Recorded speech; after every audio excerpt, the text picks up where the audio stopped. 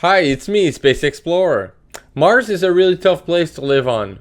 I'm not against the idea of colonizing Mars by far. In fact, I would really like to go there myself. It would be the greatest experience ever. But let's face it, there are many dangers waiting for us there. From the radiation exposure from a weak magnetic field, to the fine dust particle that is the toxic Martian soil, the low gravity of about 38% that of the Earth, the low pressure that would boil you from the inside if you had a leak from your suit, and much more. So stick around as I'll explain each of the greatest challenge waiting for us there.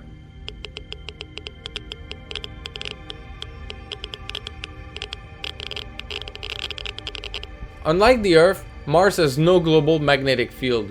About 4.2 billion years ago, it might have had one, but right now it's really weak, and the two main theories behind the fact that it lost it are either due to a very large impact or the rapid cooling of its core. As a result of losing its magnetic field, Mars' atmosphere was slowly stripped away by solar wind as detected by the MAVEN orbiter. Data from this orbiter helped make a map of what is currently left of this magnetic field, which is currently really weak, as shown in this animation. NASA's 2001 Mars Odyssey was equipped to detect radiation using onboard instrumentation. One of its primary missions was to detect the level of radiation.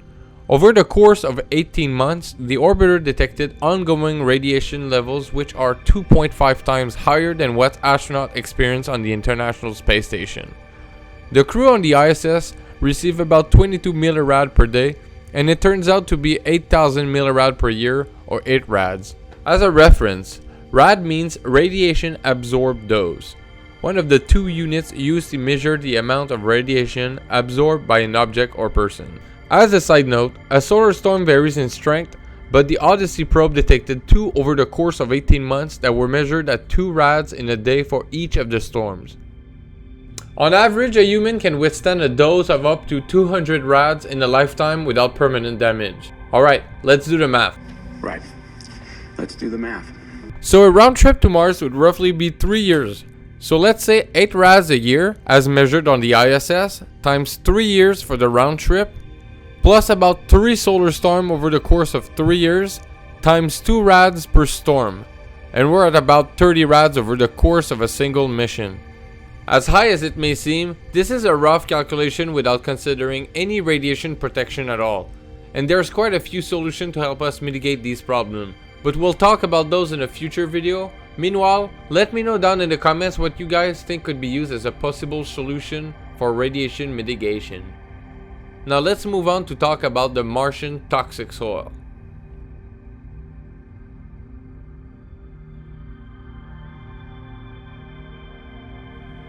The Martian soil is toxic.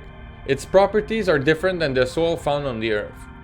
The fact that it is toxic is due to the presence of a chemical compound known as perchlorate. A perchlorate is a chemical compound, commercially produced salt, commonly used as oxidizer in solid propellant, munition, firework, airbag initiator for vehicles, match, and signal flares. It is also found in some disinfectant and herbicides. This chemical compound is found everywhere on the surface of Mars. Human exposure to perchlorate can interfere with iodine uptake to the thyroid gland, disrupting the function of the thyroid and potentially leading to a reduction in the production of thyroid hormones. Low levels of thyroid hormone can cause a life-threatening condition called myxedema. A person with myxedema can lose consciousness or go into a coma. In the case of people on Mars, we would want to avoid breathing the Martian dust at all costs. So far, no sample from the Martian soil has been brought back to Earth. But we've been having rovers over there for the past few decades that have studied the composition of the Martian soil remotely. On Earth, the soil usually composed of hydrogen, oxygen, and nitrogen. Those are the organic compounds, and so far on the Martian surface, there's none of that stuff. The reason why there's nothing organic on the surface is simple.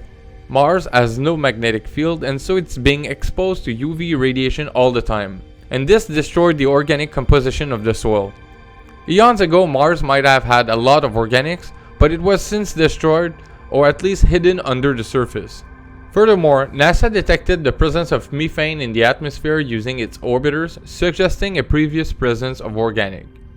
Organic material were also discovered using the Curiosity rover while drilling inside rocks.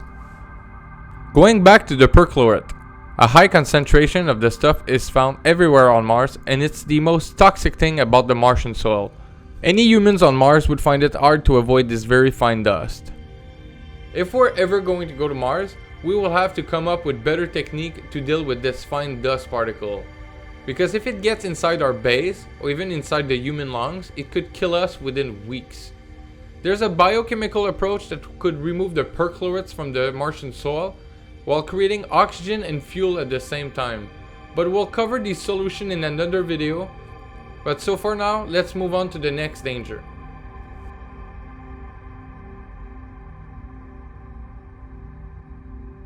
The Martian gravity is about 38% that of the Earth.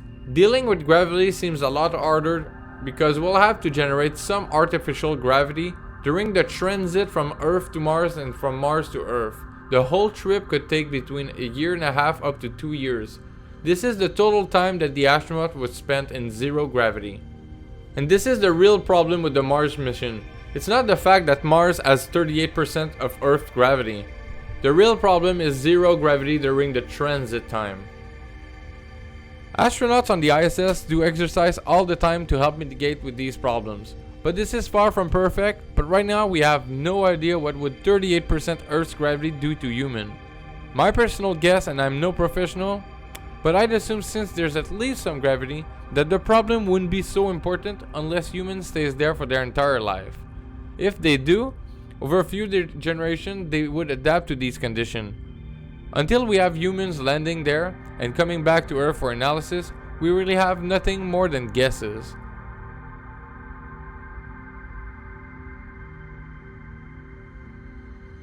To think that we live in a world that's never been so connected before in history, that it would become a problem for astronauts. Well, I have some bad news for you if you live on Mars. Forget having any live video chat with your friends and family, or even simple phone calls. The reason why you could not have any live conversation is because of the time it takes for the signal to bounce from one planet and back to the other. Take this for example. I'm sending you a "Hi, how are you?" It takes 10 to 40 minutes to reach you, and it would take another 10 to 40 minutes for your reply to come back on my planet. This brings us to the last point. Isolation. With the current state of the world, everybody feels isolated, but imagine taking away the internet and making live conversation impossible. You'd feel much more isolated, but on Mars you wouldn't be alone. You'd have your fellow astronaut with you during this 2 or 3 year round trip mission. Not only you'd feel isolated from the lack of internet and live conversation, but you would probably be exhausted from all the work. But at the same time, you would probably be stuck having argument or even possibly fight with your crewmates. This is very hard to deal with because at home on Earth, if you have an argument with anyone, you could just go outside for a walk and calm down. On Mars, you couldn't just say, "Hey, I'm going out, I'll be back when I'm not pissed."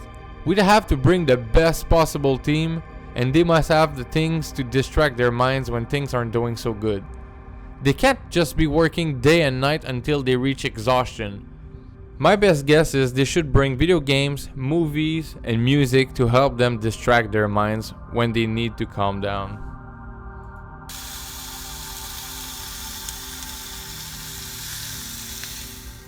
Last but not least, we'll have to figure out how to grow our own food on Mars. Forget using the Martian soil to grow your own potatoes.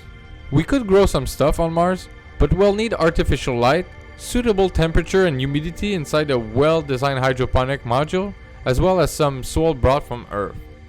We'll need the artificial light because Mars is 50 million miles farther away from the Sun, and so we need to provide some lights for these plants to grow. Furthermore, the Martian gravity is much weaker than the Earth, so some plants might not be able to grow on Mars. But we have research being done on the International Space Station that proves that, at least for now, we can grow even some lettuce at zero gravity. But as I said earlier, 38% Earth's gravity is much better than zero gravity, so we could probably have a wide variety of products to grow on Mars, and this is essential. Of course, there are more challenges awaiting for us on Mars, but on the next video, I'll cover the solution for the problems I've talked about in this video. So if you want to help and support this channel, please hit that like button, hit subscribe, and leave your valuable feedbacks in the comments down below. So until the next video, stay curious, keep exploring space, and thanks for watching.